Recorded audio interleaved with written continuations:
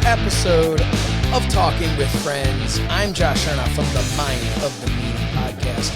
And you know that already because you're here on youtube.com/Mind of the Meanie. But today I'm not talking to the Blue Meanie. No, I'm talking with friends. TWF style.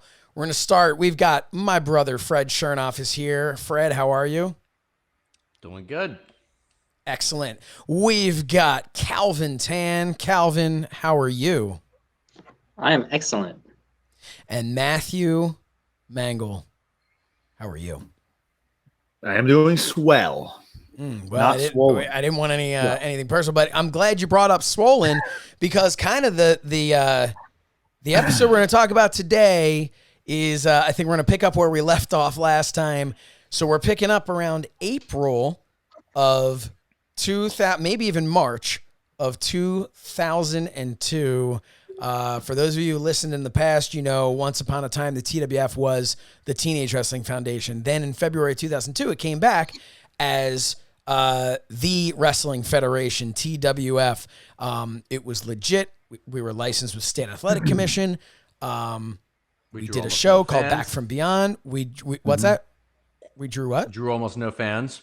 Yeah, that's true. Wow. But that's something that's not specific to February of 2002. So here we are. We do this show. We had our situations with getting off his ring there and whatnot. So now we're planning this next show. We've got a show coming up. It's booked, Terry, and it's booked at a little place called Skate 309. Skate 309. Yeah, and as Matt Mangol runs away, and no, it's cool. It's a tough topic. Say goodnight to your kids. You know, could have done. And he's working a match over there. What in the sweet Fighting hell? his demons. Oh, welcome back, Matt Mangol.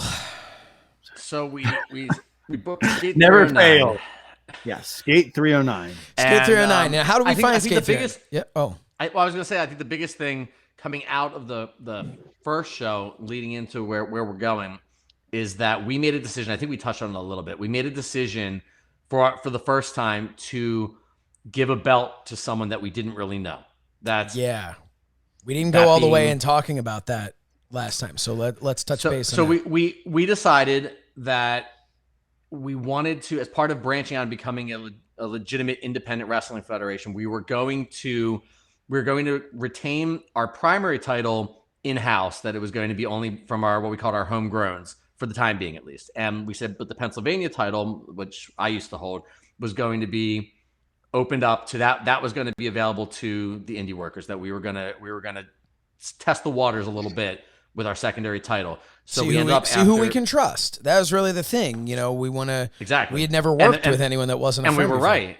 We were right to question it. So we came out of the first show after running a tournament, and was it the one Andy only? The one Andy only. We did mention him. So the one Andy only, to recap, was a student at the Wild Samoan Training Center and had worked on some of Alpha's shows, and we didn't know the distinction that he was not a graduate yet. Right. But he presented himself that he was available for bookings, and he was the only name, the one and the only name that he was the only wrestler that we were familiar with. So we thought, okay, he's the guy that we should go with to put the Pennsylvania title in. So we gave him the title, and then so long story short, long story medium. Alpha was not. I don't know if people were in Alpha's ear. I'd gotten this weird email from him at one point of who's more important to WXW, and it was Supremely Great or someone else. I don't remember who it was. Fred, do you remember? It wasn't a wrestler, I don't think. No, it was like a commentator or something. And it was this random out of nowhere email, and Alpha's just like, who, you know, I have a question for you. Who is more important to? So I gave the most political answer, where basically I answered the question by saying the strong points of both, and never actually even gave an answer of who it was, because I'm like, at that point, I was already smart enough to know, like, I was going to say it was a great answer, and not at all characteristic of the way you approached anything back in those days. No. Normally really I would well just been done. like, oh, well, that dude's a mark. He's not, But so anyway, I think, in my opinion, I think people were Said Mark.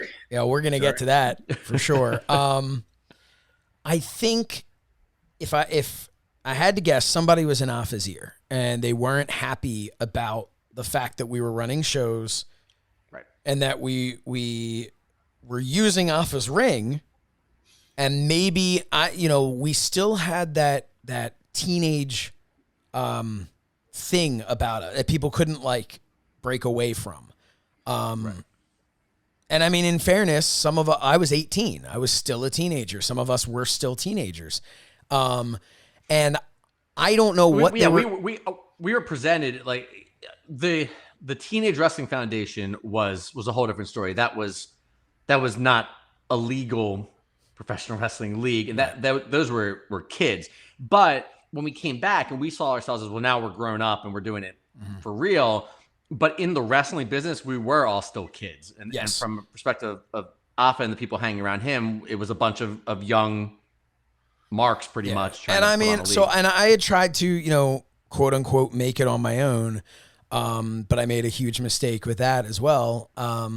Prior to bringing back the TWF, I made a deal with a gentleman by the name of Rob Dimension for Steve Carino's PWF. And the deal was, I sell X number of tickets, I get to wrestle on the show. That is not the first time or the last time that'll ever happen. It's a very common independent wrestling practice. Sure. Sold a bunch of tickets, said I wanted to work in a tag match. It was going to be me and lukewarm John Brody of TWF fame versus, I can't remember for the life of me the team's name, but couple of big guys. And we get there that day, and it gets changed to, it's going to be me versus Brody. And we were like, okay, well, you know what? Like, that's fine. We wrestled back in 99, this is 2001, but we wrestled back in 99. And we can do this. We can put on a match. This won't be a problem. I had been training at Alpha's. John had not. And that was a big mistake. My thought was, John knows how to bump. He can take some direction, and he can come in for a couple of high spots in this tag match, and I will basically take most of the heat and all that, and I'll be in there working the majority of the match. From our perspective, we had no idea why you wanted to, like I think originally when you started training, and that's a whole story in itself, but you were supposed to start with John. Yes. And he backed out of training. And so I think from our perspective and among the friends and also in the family, it was a question of why we saw you had gone on to the next level and had been training, and we didn't know why you didn't want to work a trained wrestler, or why you would bring John, who had chosen not to train. It's very simple. Comfort zone. Showing up to a show by yourself to go do this thing, very uncomfortable. Yeah. That was it. I mean, I was, that is not a good reason. But that was the reason. The reason was, if I have John here with me, well, I've got my buddy here. And then you also have to remember, we'd kind of been burnt by Dino Santa. So the idea of having some form of, not that anyone who knew John Brody at the time, backup, but the idea of having somebody that I know is watching my back, and somebody, I'm there with. Yeah. So, short story long, basically what happened was, that match was the drizzling shits. It was horrible. Yep. It was terrible. Right before we walked out, they cut us from like 8 minutes to like 3 or so. I don't remember exactly what it was, but it was a just long terrible. 3 minutes. I called drop toe hold spot for me to give Brody a drop toe hold. And as Brody came off the ropes at me and I turned my body to drop toe hold him, he attempted to pretty much baseball slide into drop toe holding me, which obviously, I send you off the ropes and I say drop toe hold. If you're trained even for a little bit, and I don't mean that to be insulting to Brody, he wasn't trained. But if you're trained for a little bit, you're not the one. If you're being sent off the ropes, you're not the one doing a drop toe hold. So that, I remember, was a disaster. We ended the match. We got attacked afterwards, as we were supposed to, by another team. They were hitting us with power bombs, doing things like that. I will say, again, I can't remember their names, but they took perfect care of us. Huge difference from the crap with Dino Santa and all that. These guys came in. We knew they were running in at the end of the match, but it went really well.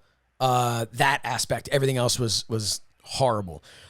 So jumping ahead, they loved that we packed the house, so to speak. And Rob Dimension offered a contract basically for us to become like a subsidiary of PWF.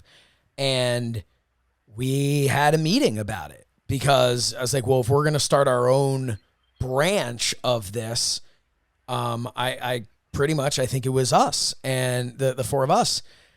We had this conversation, and I remember holding up the, and we all just had a bad feeling about it. And I said, well, then screw it. And I ripped up the contract. And we said, let's bring back the TWF. And that jumps us now back to, which I was going to say it kind of connects everything you're talking about with what happened with Dino Santa, which is a whole thing, but we'll do a Dino episode one day. We will. Yeah. But everything tying into, the decision we made with the Pennsylvania title, everything that we were versus the world title and keeping that in-house and everything, a lot of it was that our experience was teaching us to not really trust anyone in the business, that if we didn't take care of our own, we couldn't, if we didn't have control of the book, pretty much we were in big trouble. And we saw that time and time again. And I do remember that Afa, that his advice to you when you said you wanted to run a TWF show when you were, because I don't know. Like, it was that. Story, it was Back from Beyond. There was some heat related to the Steve Carino show, but when you were going to run your own show, Afa told you that was his best advice was you have to make sure that you're clearly in charge, or they will walk all over you, and that wrestlers will walk all over you. And he gave incredible advice. Yep. Unfortunately, like I said, I think people were in his ear, and I would love to think in my mind, and I'm curious what you guys think. I would love to think in my mind that he felt threatened. WXW felt threatened by the TWF coming in. More than anything, somebody may have been like, dude, you can't have these kids with your ring, with your reputation, your guys there setting up the show, and they're doing talent. This.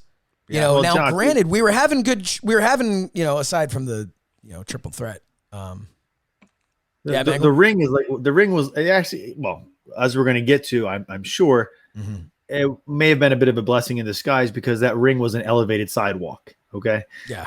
But harder. Softer bumps. Yes. It was, yes. Am I right that it was an old WWF ring from before they redid? I think it was. So it had a spring in the middle, which is laughable because anyone thinking about that Bluetooth, Josh. Dude, that spring, it was HARD. That spring was so thick and vascular. It was no, that spring though was just, it was so solid that there was a little bit spring. Yeah, there was a little bit of give when a 300+ pound Samoan bumped on it. But when I bumped on it, with my back then inflating my weight to a weight that I wish I could now legitimately drop down to. It was not, it didn't move. It didn't budge. It was terrible. But long story, even longer, Afa apparently had a meeting with everybody for WXW and said, you can't work these shows. So we had Tommy Suede booked. Right, yeah. And so we had moved beyond just Andy only, and we were now actively, I won't say poaching because we weren't signing exclusive deals. But we were trying to utilize WXW talent. Our thought was WXW. These are the only people we really know and that we know we can trust. Them, yeah. So the story, as we were told, was that Afa said their backyard, you can't work for them. I don't know that Afa ever said that. I don't think to this day that Afa really said that. I think other people. I think he was just more concerned with the liability. I think other people were kind of giving the old hey brother, Yeah, I heard from Pops. Yeah, you worked that show, brother. You're not getting booked.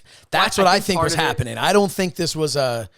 I think. Well, it's not like Alpha. You know, it wasn't. It wasn't. No, it was not. And I'll say, I don't know if anyone's seen the Young Rock show. Great show, which is pretty good.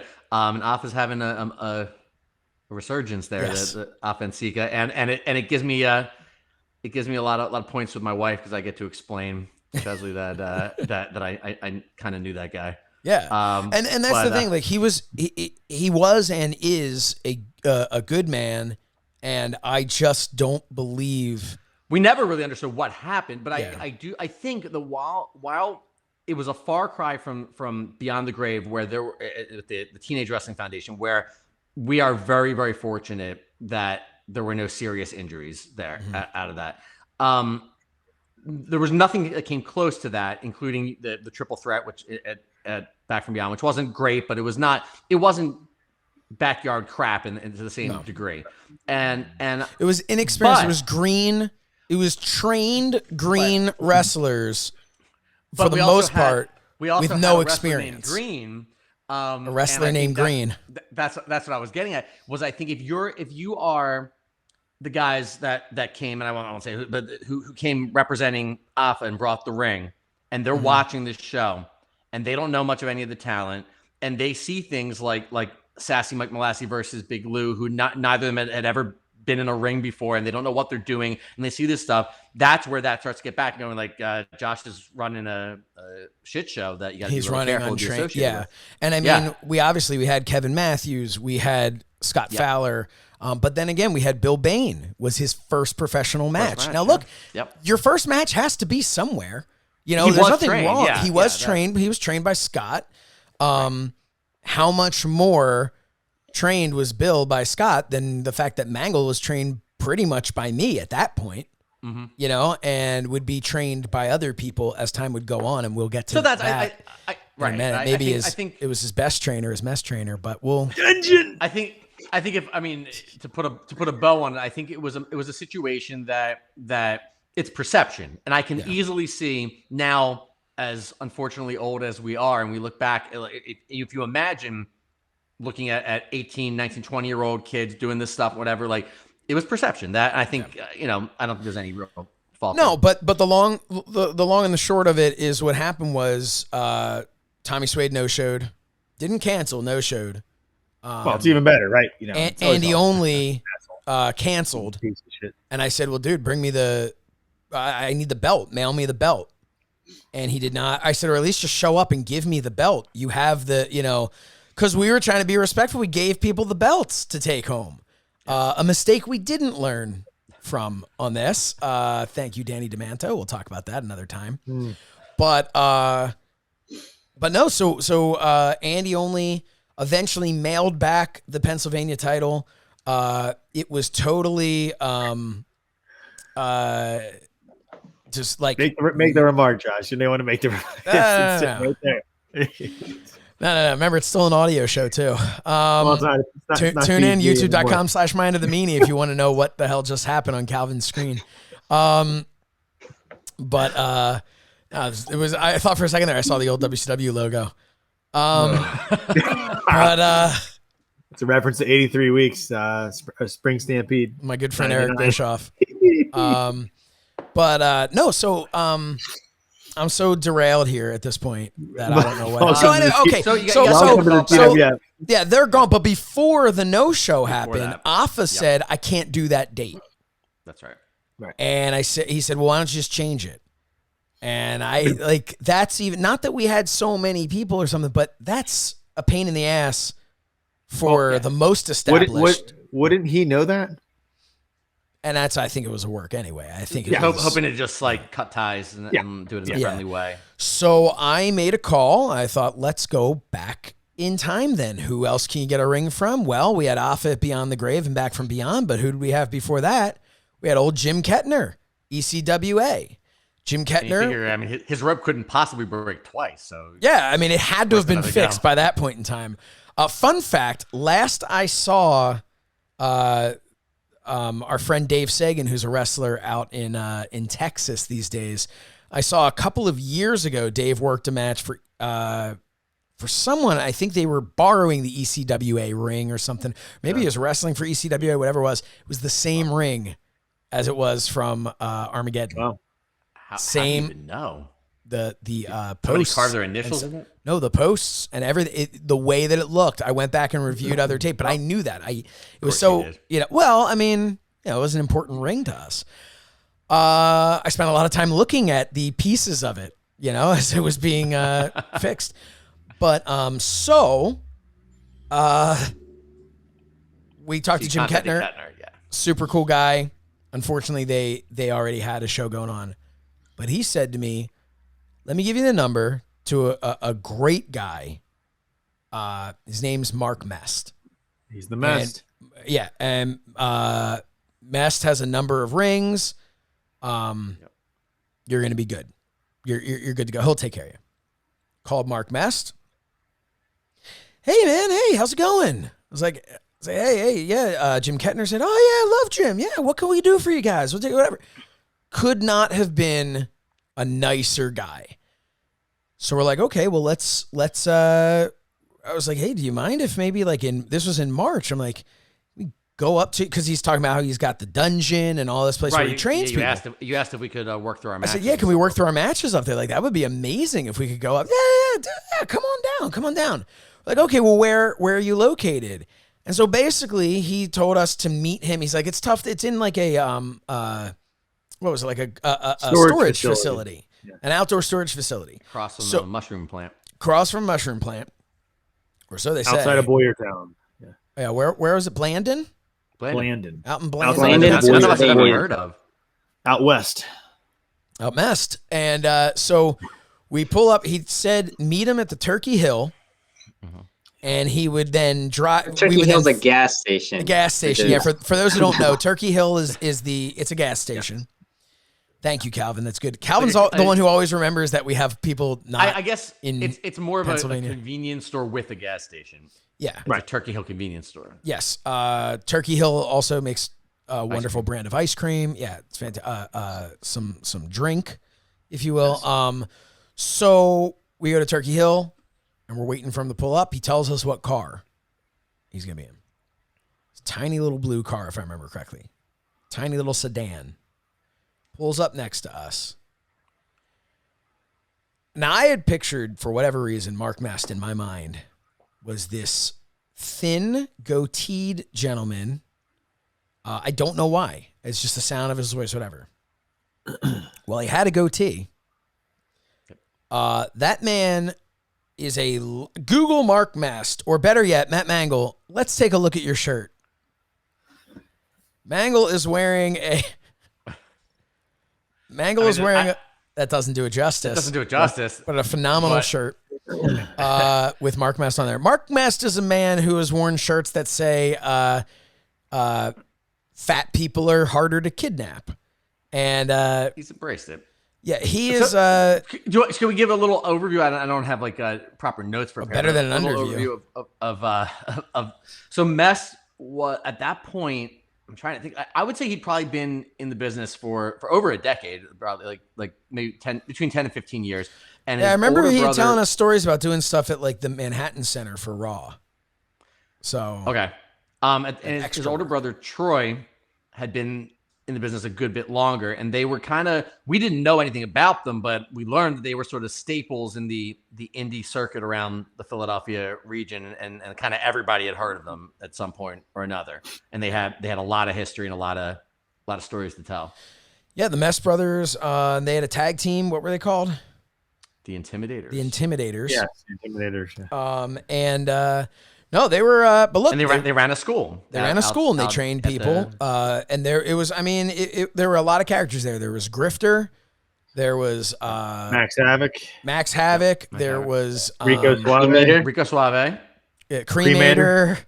Who also went by another name at some time when he wasn't wearing the mask, right? He was, right, yeah. God, the hell was he? El Crematore? No. When he wasn't wearing the Cremator mask, he was John. No, Mangol. I can't believe you don't remember this. He was like a woodsman of some sorts. Brawny? I mean, Jesus, I don't no. remember that. No. Oh, there was wasn't part of his gang Ronnie Reigns? Oh, Risky Business, Risky Ronnie Business? Reigns. Yes. Risky Business, right? Yeah. Manager, Yes, yeah. Risky Business, Ronnie Reigns was the manager. So they were a band of characters. Many of them were students of the Mest brothers, and they were all. And again, prefaced by what I said before, that we had already had some experiences that were not so savory in how people treated us because we were younger. Whether or not we don't know, we could have walked out of there and they were all just talking shit behind our backs. But to our faces, they could not have been nicer and more welcoming, and it was just a fun group of guys. Yeah. I'm gonna have to find Cremator's other name, but they were a really good group of guys. We would have conversations.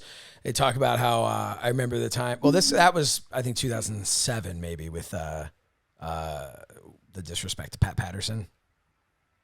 No, this was a time when you were talking about ripping them up and tearing them down with TNA when they first started. But anyway, so here's the thing.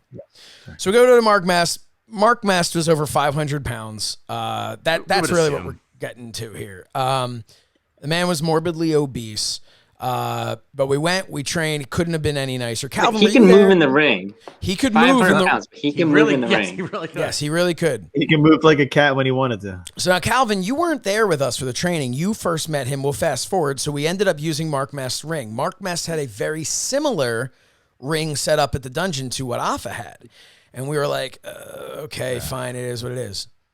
Mangol and I work out. Mangol was supposed to be wrestling Brody, but Brody couldn't do any of our pre-tape stuff we wanted to do. And I was just like, because I wasn't going to wrestle, I was going to take a little break because my back had been spasming and having all kinds of issues.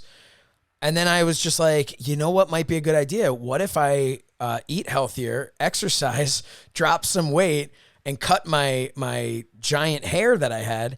And I was like a new man. So we ended up... Brody wasn't injured or something around that time? No, that was a work. That was a work. Okay.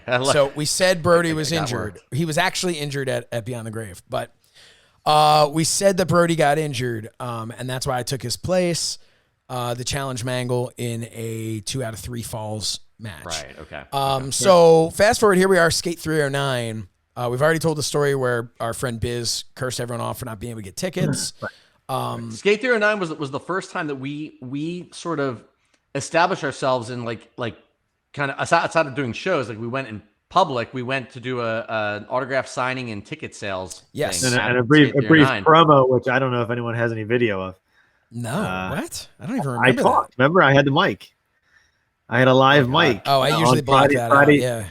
Fridays, was a skate night for the kids. Skate night for the kids. Yeah, we gave Matt Mangol a live mic. Calvin, were you there for this? Yeah, I was there for that. Yeah.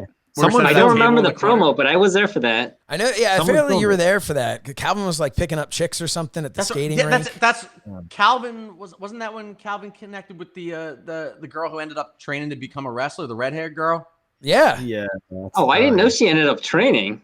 Yeah, she ended up training, becoming very had a lot of opinions as the years went on about wrestling, and so Mest shows up with his band of thieves.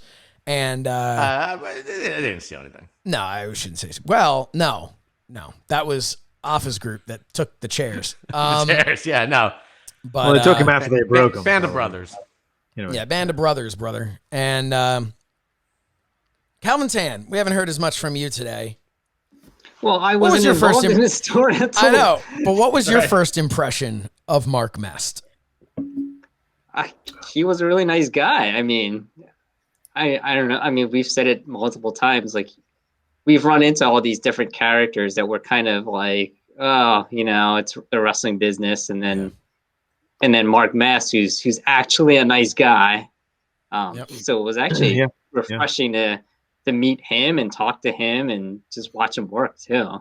Yeah, I don't want to put words in his mouth, and he may have a totally different story of his if he even remembers us, but I think that. The same way we talked about last time, we prided ourselves, we took the product that we came out with very seriously, and I think it had a good impact on a lot of the people who worked for us.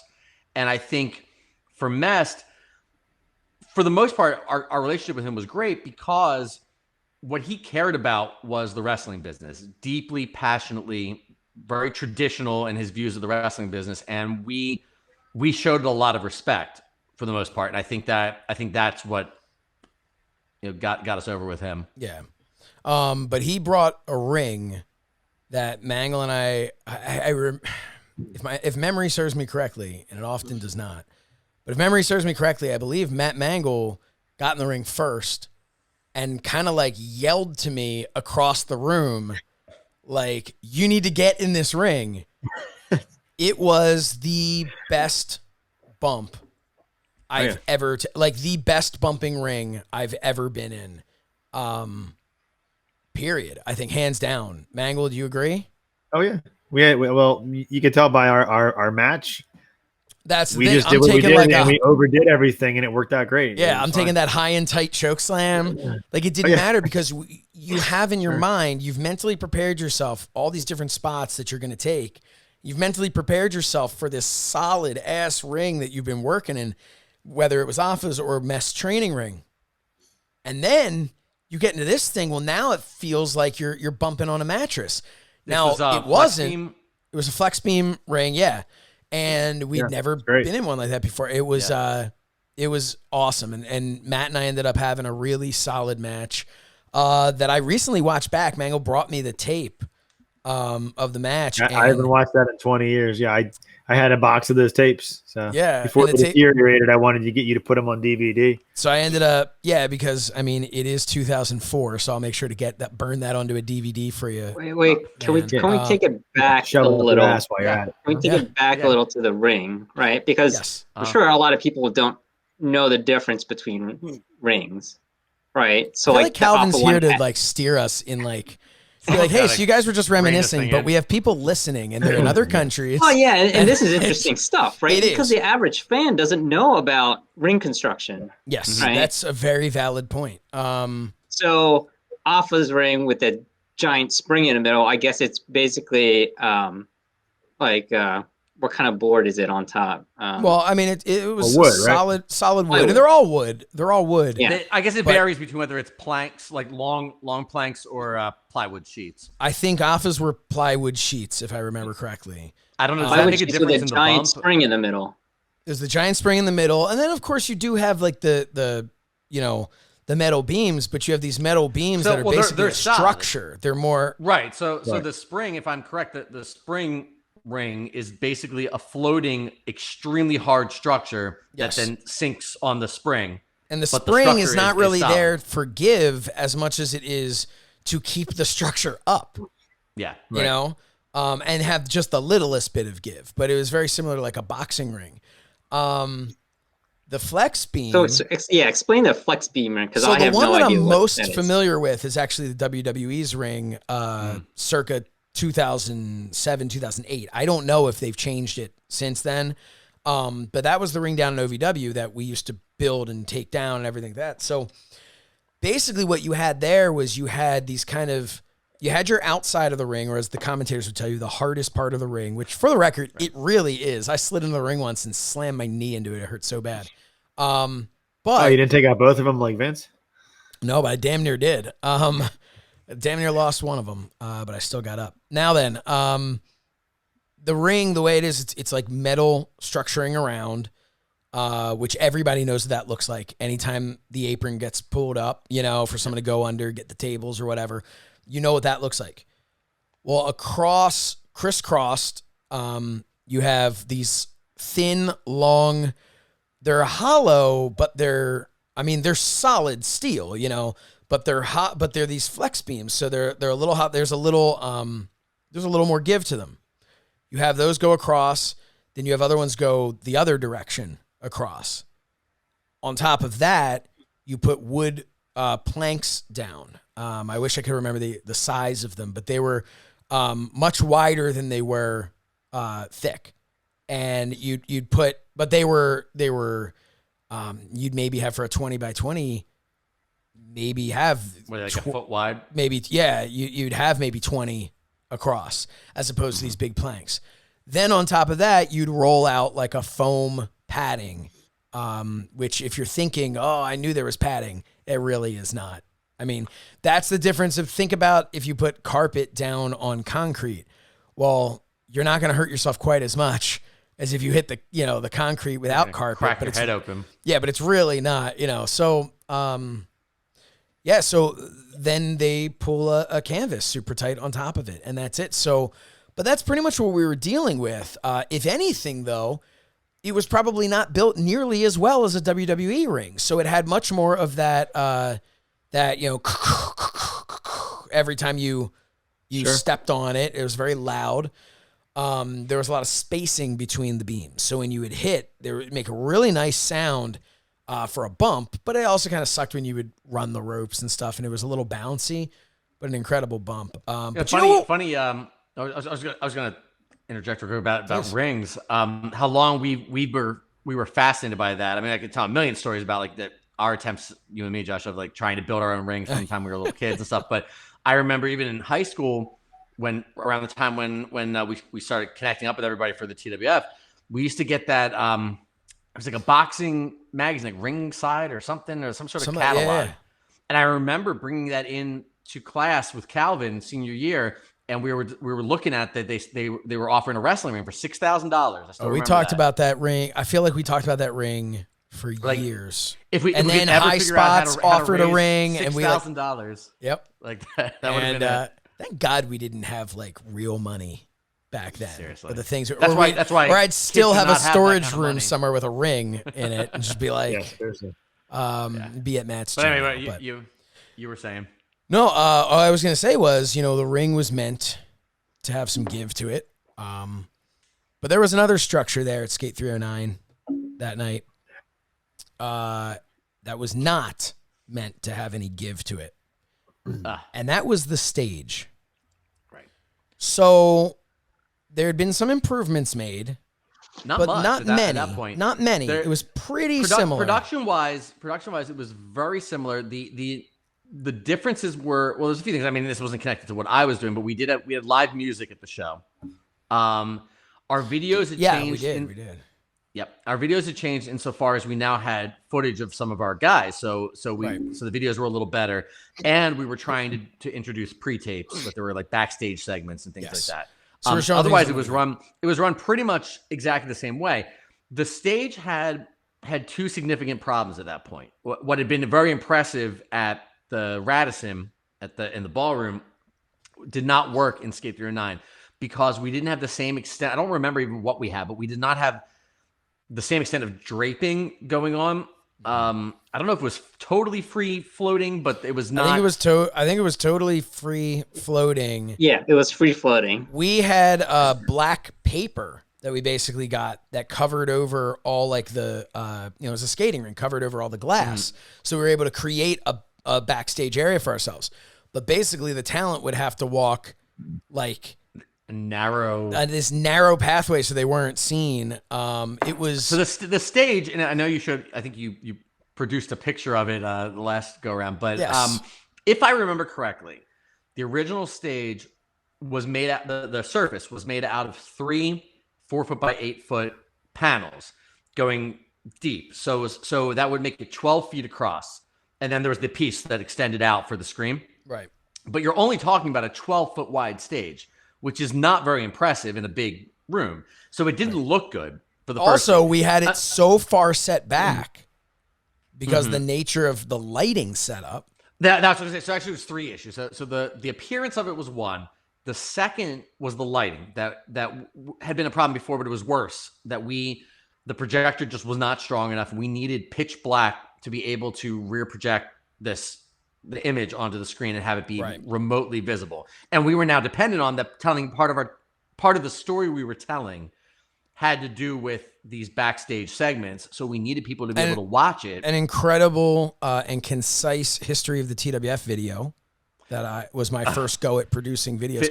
15-minute long. We mentioned last time that Fred was at this time doing all the video production.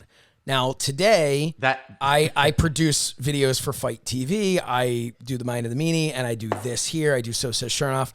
Today, I am very well versed in video production. Back then, I had never done anything before. But I decided, you know what? I want this video, and it's a little much to ask Fred to throw together this whole Sahadi type, video.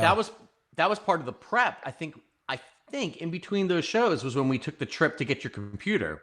Remember going up to New Jersey? We took that trip to that like specialty store and bought a capture card that was like $2,000, and then a cheap computer from Best Buy, and pieced the whole thing together. And that was in the TWF office and everything.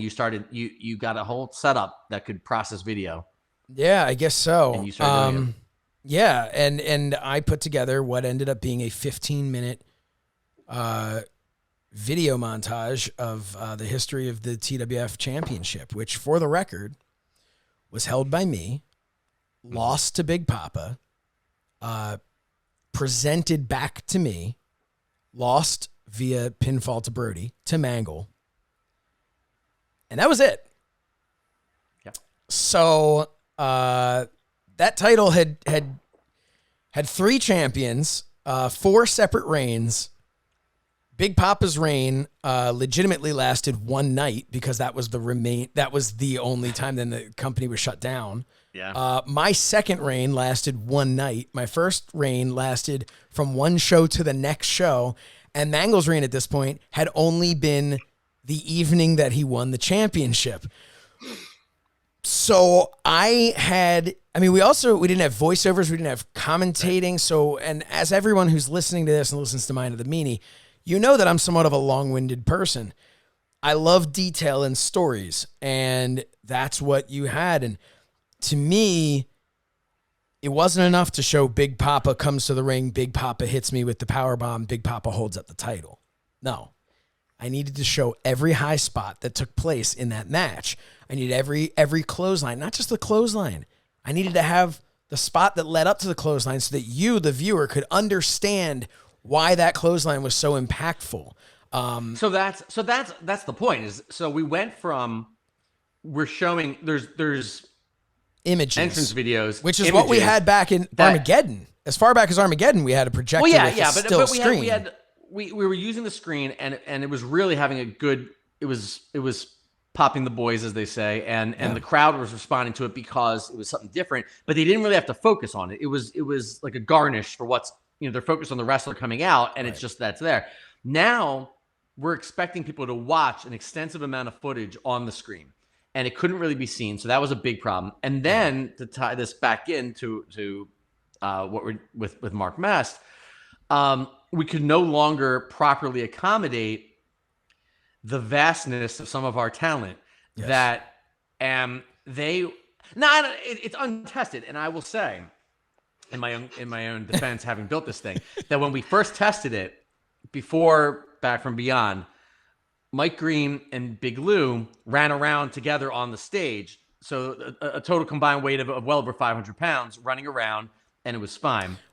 Mike at that point was in, it would have been about 500. About 500 pounds. Okay. Yeah, so, a little over maybe. So it wasn't a poorly constructed thing, and it's possible that Mark Mest could have gone up. The problem was that we had I think we talked about this last time, there were no steps in the back. You had to climb up like a step ladder, and it was an awkward thing. Yeah. And so that shit wasn't happening. No. So a lot of our talent ended up walking around the side of the stage, killing the whole thing. So the other thing was Mest wanted to, so we gave Mest a match. That was the beginning. So Mest and his boys that set up the ring were always given a spot on the show. They always wanted to work, which is one other thing too. They never asked for more money to work. They asked to work. And that, you talked earlier about the love that they had for wrestling.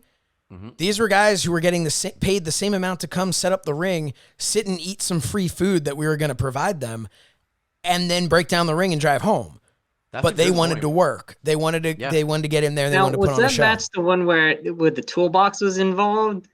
I want to say that was West Virginia. There were a lot more gimmicks. I don't think I was in the West Virginia show. West Virginia had a casket too. Yeah, West Virginia had the casket. I remember Mark Mest getting either using or getting hit by a toolbox. So Calvin, here's the thing though, man. Gosh, I didn't know you wrestled him. Oh, listen to him. Actually, I did. But I ran out of the ring, got counted out, and then Big Lou's music hit. That was years later. But a fun fact here, Calvin Tam was one of our cameramen. And I don't know about cameraman. I was working the video and sound. You were working video and the sound at that He was a point video sound until engineer. Calvin Tan. If you ever watch the video of the main event, we got 2 cameras going on. We've got Biz, we've got Andrew Sagan, brother of Dave Sagan. And then midway through the match, a third stationary camera gets turned on that Calvin Tan is now running because the main event had happened. Well, think about it. Main event had happened. All the videos were done. So we had this like extra, pretty decent quality camera. It's actually the camera that caught Mangol's leg drop, which was turned into a shirt by Mangol that he wore, which we then took and turned into a shirt that you can now purchase over at prowrestlingtees.com/mindofthemeanie. But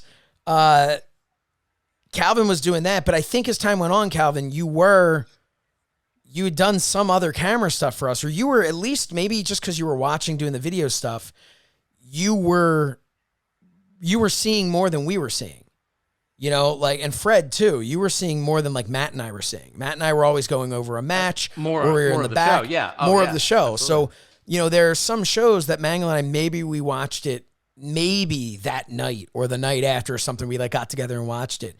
Me more so than Mangol, because I'd go home and watch the tape, but Mangol didn't have it. So there are matches that took place on the show that myself and Mangol have never really seen, that you guys did see. So I don't remember. Much. I don't remember. What's that? He didn't miss much. No. Well, he definitely missed if you were trying to watch the Mangol Rod Greco match, but that's a story for another time. That's maybe even later today, because I do want to try and cover that. So that was Inferno. It was about 1,000 degrees in that gymnasium. Yeah.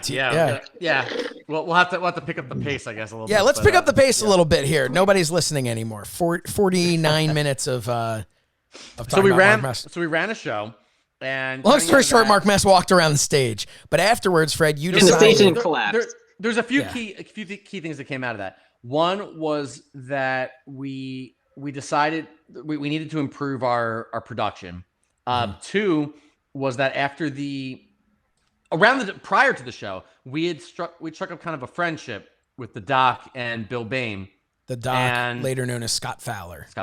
And so they came up to help us with selling the tickets and everything. They came up from Maryland, and so we now thought we had latched on to the best possible thing, which in a lot of ways we had, which was now we have a guy who's not a homegrown. He's not one of our group of friends. He's a trained professional wrestler, but he's one of us. He's a friend of ours, and we can trust him. Yeah, and that was kind of the beginning of his push, really. And so that night, I want to say, crowned him the new Pennsylvania champion using Mangol's old tag belt, because we didn't have the other belt. Yeah, that's right. And so he was crowned the new Pennsylvania champion. He was somebody that we trusted, and that is a very valid. He was point. dedicated. I mean, not only did they come they came up all the way from. I mean, it had to have been over an hour drive at least to come up to sell tickets and sign autographs and everything like that. They came up to, I don't know if it was for that show, but I mean, in that time period, they came up to a few times to the TWF office to film pre-tapes, to do interviews. That like whatever we needed, they were really committed to what we were doing. They really were, and their commitment showed. Like their commitment, you could tell in the quality of what we were able to turn out. Which of course also leads to West Virginia that a little bit. Yeah. And that's the thing. I don't expect that, any indie worker was, we were a little indie promotion. It was nice that they latched onto us. Yeah. We even had Bill Bain ended up being a part of that 2 out of 3 falls match with me and Mangol, running in wearing the Superstar shirt because he was, that was when we were starting. Side note, the Bill Bain's video he ended up with down the line. Yes. Still classic. Oh, the Baniac video. So yeah, we turned, and that was something that we were starting to get to. We were starting to try and do too, was really like create characters, especially. So Bill Bain came out to was it Down with the Sickness, and which we kept, but we were able to tweak because what happened was he was, and this happens a lot to all of us, myself included. You see yourself for something that you're not, and Bill Bain saw himself as big, muscled up, tough guy wrestler. He was Triple H in the Attitude Era, you know, like, but Yeah, he wasn't. I think Bruce Pritchard talks about it a lot on his show with Conrad, that and I don't remember specifically about whom, but it comes up a lot that he'll say, like, a certain guy, he'll say he was a guy you could work into any card anywhere in the world, but he was not a main eventer. He was not the world champion. And that's, but everybody thinks that they're the world champion. Right. And we saw Bill Bain, and he was very, like, he'd come out and he'd yell and he'd do whatever. And we saw him as, there was this kid, I won't say his name, but that we'd gone to school with, and then we kind of knew, and he was like a little out there in some ways. And we had this like vision of like kind of making Bill Bain that character. And that was socially awkward kind of, you know. Right. And that was step 2 of what we started with when we launched Back from Beyond, and we did the entrance videos, and we told people, we said, this is what we're going to provide for you. We're not going to sign you. We don't have the money. We're not signing you to an exclusive contract. But if you commit to us, and if you trust us, and trust us to create storylines, create characters, all that, we can create something together that's better than a lot of the crap that's out there in the indies that's just matches. Yeah. And we had these visions, and we put in the time, and for the people who we could trust. And around that time, Doc and Bill Bain started to be guys that we could trust. So we put more of our effort into them and trying to see what could we do for them, and what can we, if they're going to show up and do pre-tapes and all this other stuff, what we're going to work them into storylines. And Bill became part of, so I think it was for that show. He, because he had like the backstage thing where he's all hyped up, and then he comes running out. He sees who like my insurance policy is, and you know, yep. He comes in, he's like, oh, I want to do it, and then he's hitting himself. He's like, stupid, what I say, you know, like that kind of thing. Like almost like Chris Farley when he would like interview people back, you know. So we convinced them that it was worth tweaking their view of themselves a little bit, and there's obviously a lot more of that. And we ended up doing it with him. We made like the Baniacs thing, and like Mangol alluded to the entrance video where we had like little cartoons. There was like Bambi getting stepped on by a dinosaur, but like no, I mean these were like cartoons that were like just like drawn out with no color or anything like that. Just crazy stuff. Baniac, obviously, in the Hulkamaniac type thing, you know. And it worked, and we started. We're good at that. I think that we were always we have already, and we will continue to crap on ourselves where necessary. Like we're pretty fair about like what we screwed up and what we were not so good at. Sure. But we were good at seeing talent and seeing how they should be utilized, I think. And I think we were creative.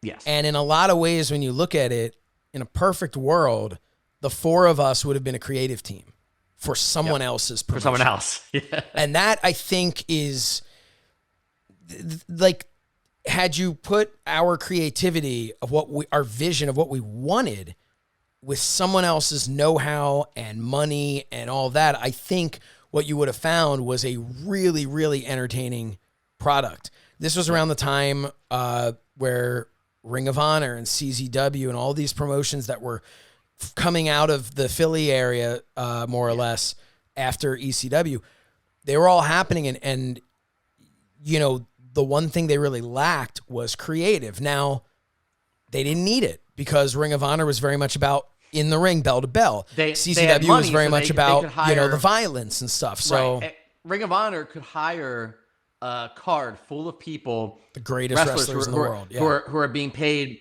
minimum $200, $300 a show, and probably in some cases a lot more. Right. And then they'll have, on top of that, they'll have their featured special appearances, and they'll pay a fortune too.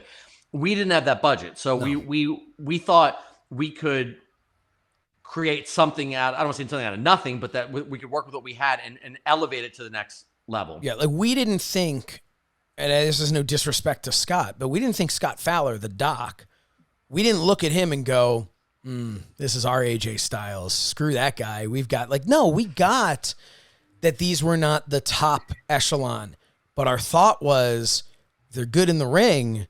We can give them a personality. And not to jump ahead too much, but Scott Fowler eventually dropped the Doc gimmick and trusted us in turning him into Scott Fowler, the solution Scott Fowler. The story with that, and I don't know. And when he wrestled Meanie on Velocity years later as a tribute, he wore the gear that we paid for and had made for him his first Solution Scott Fowler gear. because the story, I think, moved on. I want to say this is around that time. You're talking It about was a while before- Bill Apter and Wawa? Bill Apter. Yeah. It was a while before we repackaged Scott, but he was working as the I think it was doc, before the first and- show, honestly. I think it was when we had him booked for the first show. No, we'd already worked with him and everything, and this is around this time where we were becoming big fans of him, and he was a friend of ours and everything. I ran into Bill Apter at Wawa, and he hadn't been able to attend the recent show, whatever it was. He'd been busy. He had 1,000,001 things to do. Yeah. Of course. And he said, "I hear you guys are doing great things. Everything's going really well. It's so great." And he said, "Who you got working for you?" And I said, "It's probably not a lot of people you've heard of." I said, "But we got a few real up and comers." I said, "There's this really talented guy, the Doc, who's now our Pennsylvania champion." And he goes, "Which Doc? I know a ton of docs." And I thought in the back of my mind, I'm like, that's a problem. That's something we're gonna. And I remember us sitting in Starbucks, the late Starbucks in Maple Glen. I remember exactly where I was sitting, where we were going back and forth, and we're saying, and Scott wanted to go by. He wasn't even there, but we were having this conversation. Scott really wanted to be Scott Fowler. That's right. His real name is Scott Fowler. Yep. And I just kept feeling like Scott Fowler, for whatever reason, I didn't like it. I didn't. There's something about it. I'm like, you're Scott Fowler. It's who you are. And it's a name that didn't sound like Mick Foley. It didn't sound like it was something. And we were so much like, we don't want you to be anything but yourself. That we went with that. And that of course jumps ahead. But we're not here to talk about the storylines and stuff. We're here to talk about the experiences we had. And so we came out of that, and guys, feel free to jump in, Calvin, if you feel the ship needs some steering. But so we came out of that show, and we loved working with Mest, and we're going to keep using him for the ring and everything. So I guess we did another show. So we did a show. We did a show in June called Redemption. Was that post West Virginia? West Virginia was July. Okay. So in the process, just like quick, I'll speak as quickly as I can about the behind the scenes. What we did was we created a new stage. That was the main thing. We tweaked we're always tweaking the video production. I think after the second show, we got away from the TV with the projector. I think we started using some sort. I don't remember exactly how we did it. No, we actually kept using the TV, but for that stuff. But the menus were a little more accessible, and we didn't have to cover things up as much. We figured something out, or had something we could jump to. And with the stage, I almost feel like we jumped to either a TWF logo or like a black screen. Most of the black screen, yeah. And I took it as a personal challenge because I just hated. We put so much time and money and effort into the stage, and it just looked ridiculous. So I designed this new concept, and I think we originally talked about that. I'd read a book about how to build a deck, and then decided not to go in that direction. So I decided I'm gonna build basically this outdoor structure with these big these big outdoor treated pieces of lumber and whatever, probably fumigated poisoned the audience, but the second version 2.0 of the stage was much bigger. It wasn't quite as tall, I don't think. And it was built with these long pieces of like foot high boards, doubled up foot high boards, really overkill strong, and connected together with all these panels in between. We hung can't remember what you call them, like the deck, right where the deck joists go in, the little metal brackets that go along the side, and we dropped the pieces in. Everything was way overkill, the thickest wood we could find. No, because you wanted Mark Mest to walk. This was a point of pride for you. You wanted Mark Mest to walk out onto the stage. Because I felt that I wanted to do that for him, because I wanted to treat all of our wrestlers with respect. In some ways, that was somewhat embarrassing, for him to not be able to step on it. I felt, and this is getting to what happened in the next show. I felt when that man walks out on that stage, the audience is going to go, well, God damn, this is something. This is not a bunch of kids coming out and like this is a real wrestler, larger than life, And so I had this vision for it, and I also wanted the screen to be bigger, which is stupid because we were having an issue with projecting a strong enough image. Yeah, we can't get a strong image. What should we do? We'll make it bigger. Yeah. So the second stage was building this deck, and then it was this giant screen that went kind of behind a big portion of the stage and was nailed into or screwed into the stage. And then just a little entrance. I remember while I'm building this was the show. This would have been the show with Big Papa, right? Big Papa made his return at the end of the show. Yes. Right. To attack. Okay. I did not wrestle on this show. So I was there with Lou, who wrestled Mangol. So Noah, Big Papa was there. Although I did get color. There was something I got. That was in Brody and Sassy's match, where Brody also got color because he got hit in the head. Can we talk about that for 1 second? We'll get to that. Show, we'll get to that. With the stage. All right. So I remember Noah coming over. I was always fortunate to have. I think everybody wanted to be part of the stage because it was so cool. Like, so I always had a team of people who were volunteering to help out, and I would design this stuff and kind of mark it up, and then we had to do it on the day of. And we should also say we're at Colonial Elementary School for this now. We moved to where we're in a gym. We were in a gymnasium, and we had seen where we had seen previous indie shows, but where we had the kind of place we had said we would never run in. Right. We're not in Plymouth White Marsh, Pennsylvania. Show 3. We're in a gym. Yeah, we're back in the gym where we had once years earlier seen Greg the Hammer Valentine and Tom Brandy and those guys on a show, and Devin Storm, I want to say. Yeah, I think so. Crowbar. So I remember Noah coming over and looking at the stage, which, like, my design was like you had to build the whole thing for it to be strong. It's all wobbling and everything like that. And Noah going, I'm not walking on that. And Noah's a pretty big guy. And I said, trust me, it's gonna be all right. But because what I did include this time was stairs in the back. And I lowered the height so that the stairs in the front were easier to walk down. So we had 2 sets of stairs, and once you put those in and they balanced it out and everything, the thing was rock solid. So we had the stage set up, and the only story that I'll tell about it. So I had this vision of Mark Mest is going to walk out, and I'm designing around that this potentially 500-pound man needs to walk out on this stage, and I feel confident that I've got this set. The first thing that happens, I'm back obviously running the videos, and we got Mark Mest music hits, and the first thing I noticed when he steps onto the steps in the back, there was an unfortunate amount of give in the steps and I thought maybe I should have doubled those up, but they held. And he walks up onto the stage. He's followed by his manager, Risky Business Ronnie Reigns, who's he wasn't very big, probably about $150. Yeah, but that guy didn't know the risky business he had just stepped into. And then his partner, which might have been Cremator at the time. Right, it was about 275. Yeah, easy, 300 pounds. I hadn't counted on all these people at once. I thought you had a heart attack. I thought they're gonna walk. I thought they're gonna walk in a straight line. They're gonna walk. Mark Mest goes up. He does a pose. He walks down as the next guy's coming out. But no. But you're supposed to be a gorilla. What goes up, Mest come down, you know? They spread across the stage, the 3 of them, and posed while Ronnie Reigns jumps up and down. Thank God he was the smallest of them. And I remember I was sitting next to you, Fred, for this. And we were like, this is not going to, this whole fucking thing is going to collapse.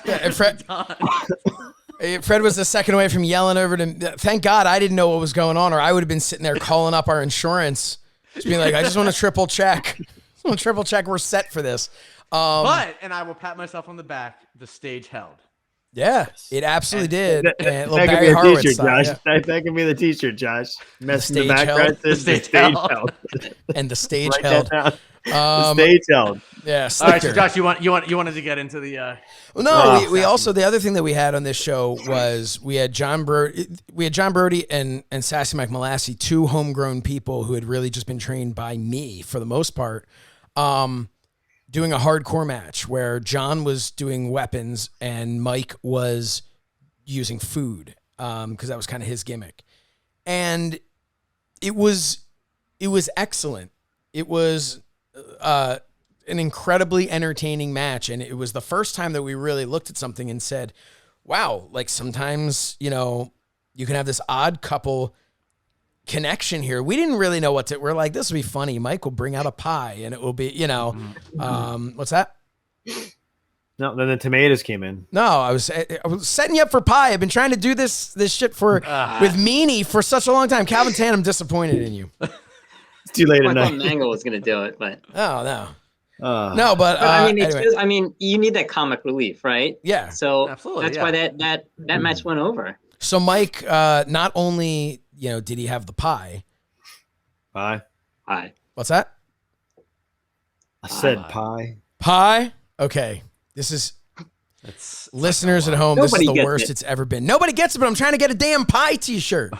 Come on. Just make it. Bring it back Josh. You next already week. did. Next Well, time. now we've just talked about it the whole time. We can just do it. Selector, just make a pie, please.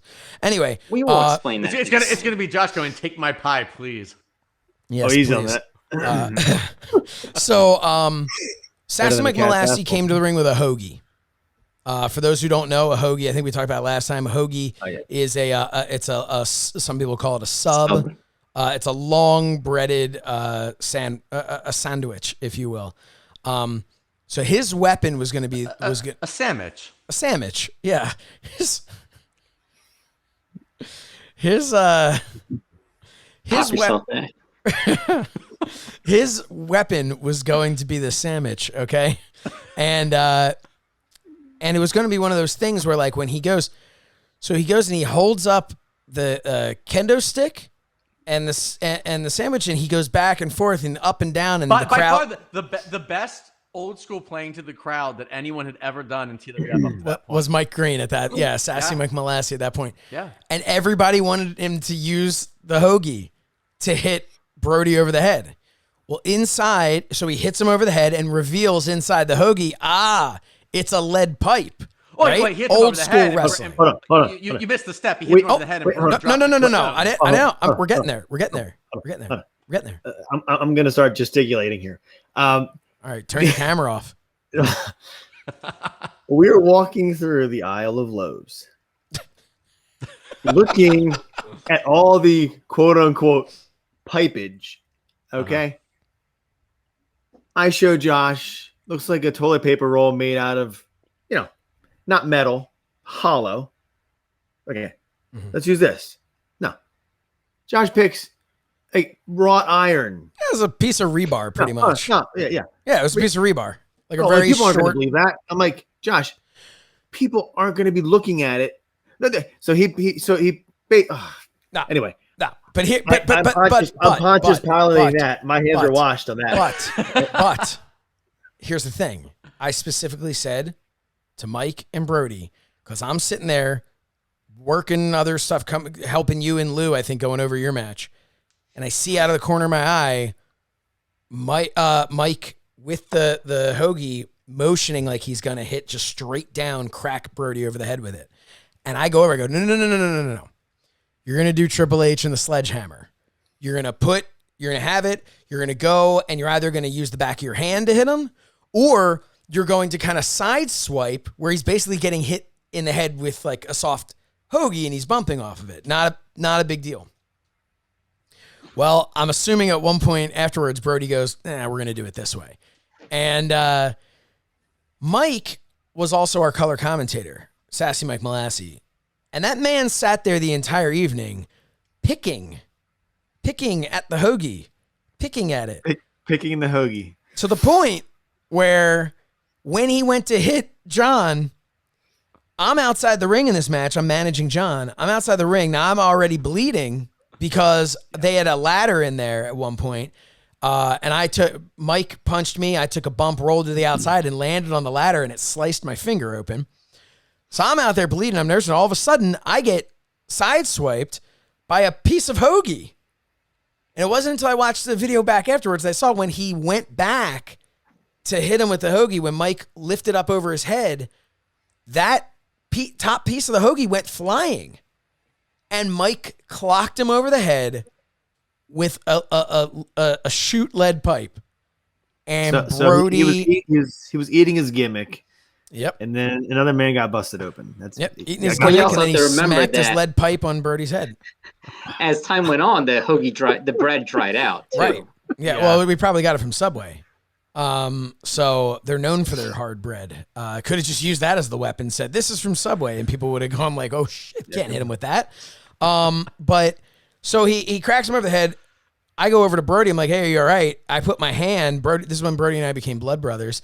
I put my hand on Brody's head, and it is just like, looks like I could have, if he had a volleyball, I could have made my own Wilson right there. Like, it was just drenched in blood. Yeah. He ended up having to get a bunch of staples in his head. Yep.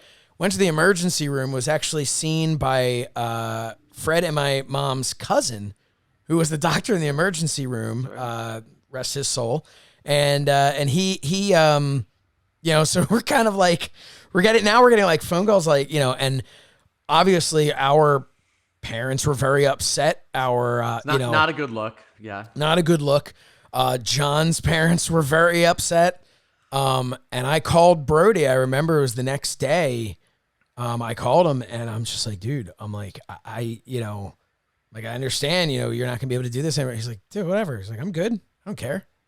And that man was back the next show. And it was, it was, We learned a couple things about gimmicking the you know, the stunts and stuff. Like, Yeah. I think that it was and I know there's a Mark Mest story in there too about that match, but there no, that was the next match. It might end up being next episode. Oh, Yeah, okay, next okay. episode. Yeah. No, but I think that was an eye-opening experience because we had dodged a few bullets in previous shows when we were younger and everything, and I think that we never had anybody. Dominator.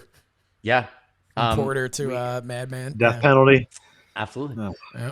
There were a handful of things, and I think we had never had anybody seriously injured, and we always were able to tell parents and everything, anybody around, like, I mean, accidents can happen, but we take great precautions and we know what we're doing and everything like that. And this was a stunt. And I still stand by the fact that we did, because John told Mike to. Mike listened to John. Josh told him, and then plans the pairing changed. of them.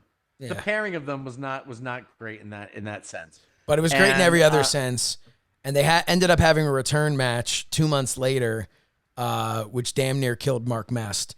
And we'll talk about that maybe next week. Yes. Or next show. Next We're not time, doing this whenever. weekly. But I do want to say, go ahead. I do want to, I want to put a bow on some of these things. So next time we do the show, we'll talk about that trip to West Virginia. Because now I felt like we were really starting to rock and roll here. And, we were really Enter the Sandman with that one. Enter Sandman. Right, we were gearing up. We were gearing up to do multiple shows. So we come from a company that had done 2 shows, and June and October, and then we had done February and April. No, say we did 2 shows the first go around, and then died out. And now we're running. We booked Colonial Elementary School for multiple shows. We're ready, and then we'll talk about this next time. But we ended up doing basically a house show in West Virginia, an out-of-state show. That was huge for us, and I think that on top of that, because I remember this may not have been until when the rematch of John and Mike that I'm thinking of, but I know we were starting to get people reviewing our shows online. There were like wait till West Virginia. Wait till West Virginia. Yeah, that was a review.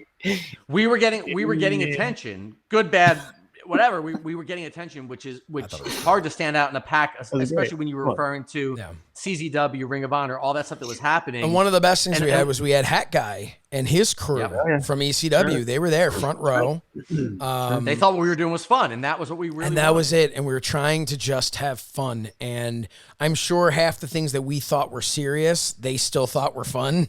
But we were trying to have fun. But one of the big standouts here was that that trip to West Virginia. There were a lot of I think after this show and after John got hurt and after we had to like go back and look at everything and look at ourselves and say, okay, what are we doing? What are we trying to do here? That was when we had Big Papa return at the end. And I know storylines don't matter in what we're talking about here. Big Papa made his big return. He hadn't been there since October 99. He came out there, hit me with a power bomb. It was great. It was a lot of fun. I talked about this on the special on FITE TV with Calvin and Noah about how I was always trying to chase that feeling, that high from beyond the grave. And I think we all were to an extent. And having Noah back there, having Big Papa back there was enough to like be like, you know what we need? We need more of what we used to have. And that's why come, I want to say, I guess it was July or August, come August. Inferno, yeah. Was the return of Heatwave of Calvin Tan. That's right. An episode where I Calvin think- Tan I will think- actually I get think to talk. At Inferno. Mm-hmm. Yes, I think with Big Papa, and this is really a story for a different time, though he did return early on. I think that it speaks to a lot of things. It speaks to the bubble that we were in, that we thought that our storylines mattered so much when we'd only done a handful of shows and the audience doesn't really know anything yet. Yeah. They barely know Rocky Styles to be able to care that Rocky's arch rival from the past has suddenly returned, and like that. Yeah. That I think we were in over our heads with a lot of that, but I think it was that chasing that feeling. And I remember thinking at the time that, I don't remember where I had read this or something. It was like maybe like a history of WrestleMania book or something. And they were talking about WrestleMania 9 when Hogan came back. And someone was saying that Vince McMahon had said he was so happy going around backstage and said, "Happy days are here again." And I think that's the feeling that we had, that Noah represented a big piece of what we saw. And again, not what the audience saw, but what we saw as the TWF. And he was missing. Despite the success we were having and the fun we were having, we were missing. Big Papa was a huge component of what we had been. Right. So to us, it was important to get him back in there. Yeah. Whether that made any sense or not. No, and it really didn't. And it was,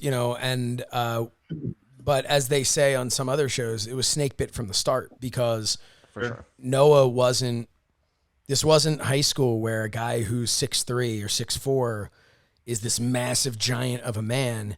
He was now the same size as a handful of a guy like a Kevin Matthews or something, who was not being billed as a giant by any means. So right, Noah worked a giant style with very slow and plodding and like the big gorilla slap. Yeah, I was like, and it just wasn't, but it was exciting at this point, because this is when we started talking about bringing Calvin back to manage Mangol.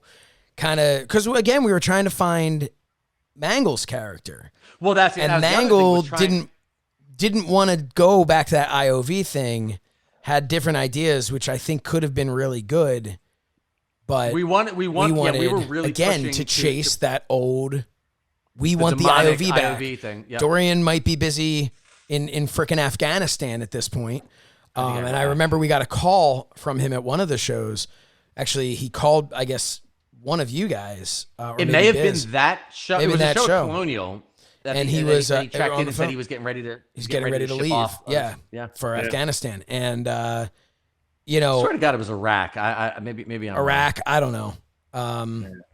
It was Iraq. It was Iraq. It was Iraq, because at that point, I think they were done with Afghanistan and they were sending the troops to get Saddam Hussein in Iraq. Okay. Yep.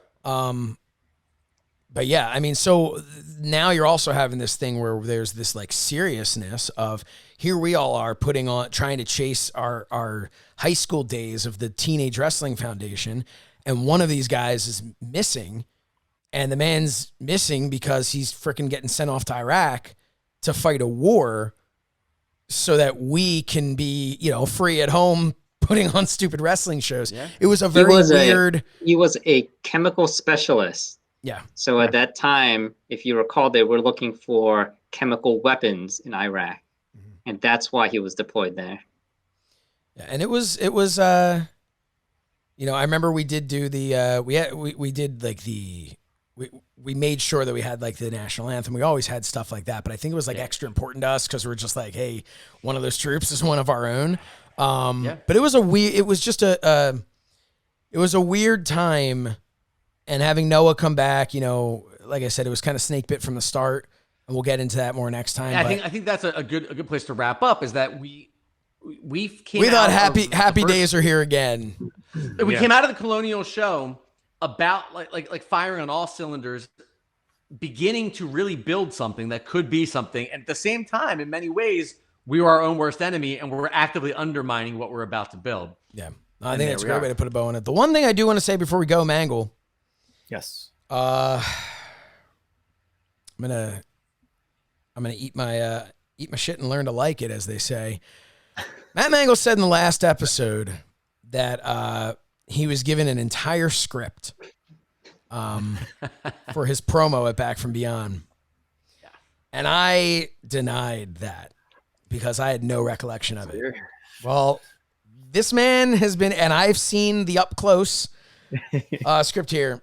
The man was able to actually produce this script. That's right. Mangol addict. Would you read just a bit of it for us, Mangol? As John Brody. You know, in his style, very much Rob Van Dam. You know, hi. Yeah, probably. You know, I've been sitting back real quiet for a long time now. And you know what? I don't want to be quiet anymore. Josh. Yeah, right. Yeah, so he called me Josh in the middle of the ring there, which was not my name on the show. So on June 18th, 1999, I made the decision, spelled wrong. Good job, Josh, for that. To join you in the HCC, the Hardcore Clan. And I can't say that I completely regret that decision. After all, you did give me the Hardcore title. It's just like that. I kind of feel like it's time to win a title on my own, you know? To which, if I remember correctly, I interrupted and said something along the lines, oh, I see what you say. You want to be inserted into the Pennsylvania title tournament. That's fine. I get that, blah, blah, blah, whatever. So we don't need to do the whole promo, but then Matt Mangol comes out to interrupt. If you ladies would please stop your bitching. And if you would give me time to introduce myself. My name is Mangol. Mangle. And up until you, pronouns, pal. Yeah, Rocky Styles. There we go. Striped really, me. you get what I mean. You put striped me. Stripped me. Are you me. calling me out on typos from 2002? I'm just reading what's here. You stripped me and Dorian, yes, of the TWF tag team titles. We were the first and only TWF tag team champions. Thus showing why making sure everyone knows the rich history and lineage of the TWF championships. Exactly. And you see, until you fired Damien, I was a member of the IOV and the Warlords tag team. So I was sitting backstage and found myself wondering, where do I go from here? Then I overheard the two of you. And I got to thinking, if he's going to take my belt, I am sure as hell going to take his. Here's a little business proposition for you. The two of you ladies and I get in the ring tonight. The superstar, you can prove to everyone that you deserve that title. And I get in there and, the two of you have. This is it. That's actually, but here's the Not thing. how it went. That's pretty much how it actually went. Where you go, no. Almost forgot. Almost forgot. Rocky Styles, you want to take. Oh, that wasn't it. I almost forgot. Can't forget this. This is the same thing I got tongue-tied on before because it's written awful. But you weren't reading it. Written by Stevie Wonder over here. The two of you and I get in the ring tonight, and superstar, you can prove to everyone that you deserve that title, or I get in there and beat the living hell out of you right now. And you whine, complain, you call your mom on your cell phone. The crowd went. Silent. And I said, you better pray to God that. Wait, what?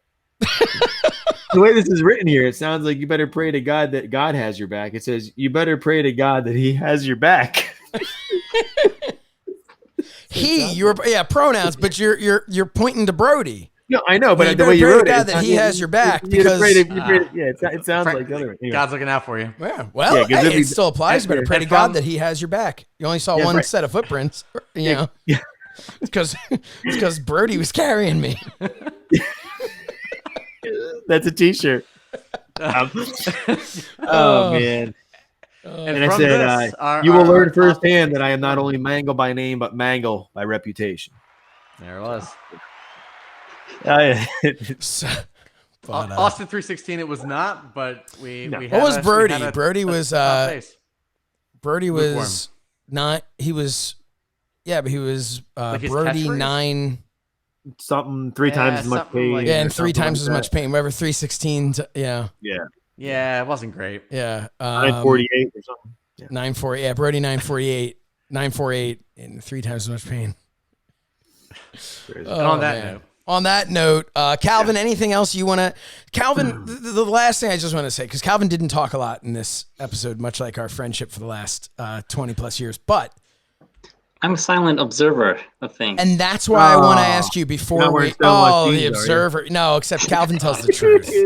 Calvin just sits. He just makes things up while he. Well, plans change, Josh. Yeah. Calvin, are you wearing stonewashed Jeb jeans? Howard from But, Three Stooges. Sorry.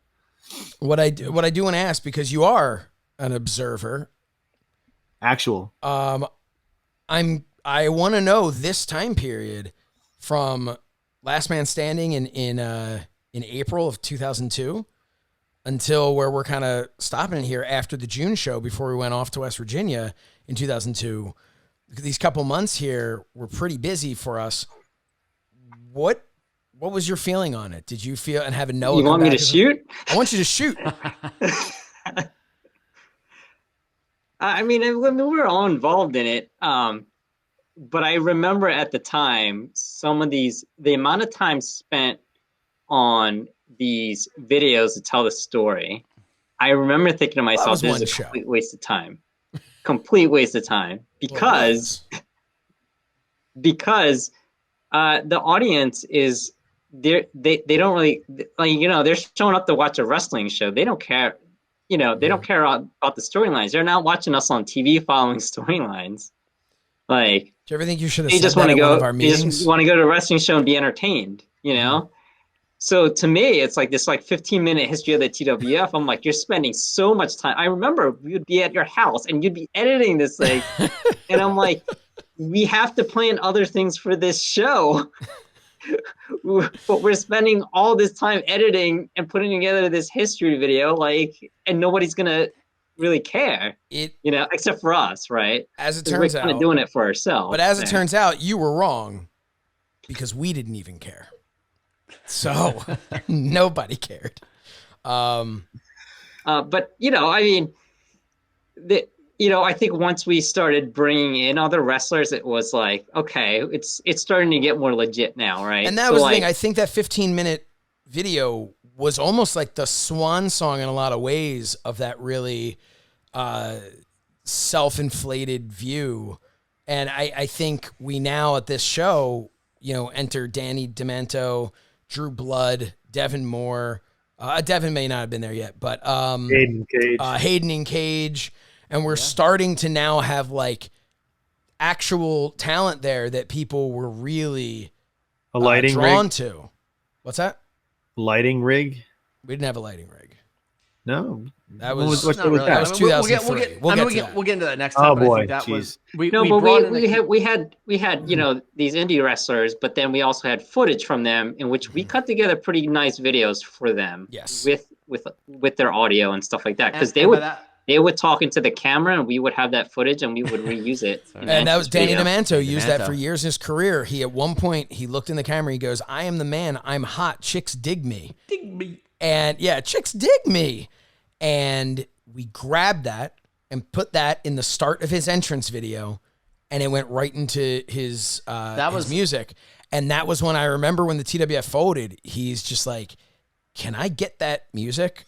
I want to keep using that with the I am the man, I'm hot, chicks dig me," and then bump, bump, bump, bump. I mean, it wasn't without its problems, and we'll get to that. But I think we latched onto a group of primarily New York-based talent that were pretty good and could work together very well, and they weren't well known in the Philly market. So that's part of how we started growing, was that Getting lot of these more guys fans and stuff. Yeah, a lot of these guys who were working in New York and known for all different promotions up there, to the Philly fans, they were TWF guys, and that was helping us.